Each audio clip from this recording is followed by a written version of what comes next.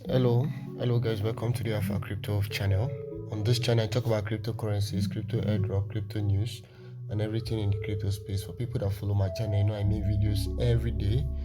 During my video I review token, I give crypto updates, I talk about coins that are trending on CoinMarketCap, and for a while, for a very long time, I've not done a video on Wakanda Inu. Now Wakanda Inu is the first African mint token, and this token was released last year, towards the end of last year.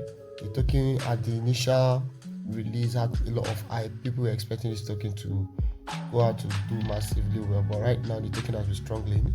The official website is wakandainu.com, and I just want to give you guys some update on Wakanda Inu. There's so much I want to talk about Wakanda Inu, but I will not be doing that in this video. I will drop another video where I will critically examine Wakanda Inu in the last 30 days. Right, because the month of January is coming to an end today. I think today is the 31st of January. Tomorrow is the 1st of February. So most likely tomorrow I'll drop that video. However, there's some announcement in the Wakanda Inu space. Wakanda Inu will be listed on another exchange platform. Look at this: Wakanda Inu initial launch with empowerment at the beginning of the new year. Launch time is 9 on the 31st of January 2022. So, huge announcement.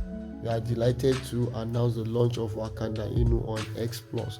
The truth is, I've never heard of X Plus platform before, but from this tweet you can know that you should know that Wakanda Inu will be listed on X Plus today. And yes, the more important tweet is that there is an AMA on Twitter Space this week to discuss NFTs and our NFT marketplace. Now, AMA simply means ask me anything. So guys, this is a very good opportunity for people that are holding Wakanda Inu to ask the developers or anybody that is hosting the space any question they have concerning Wakanda Inu.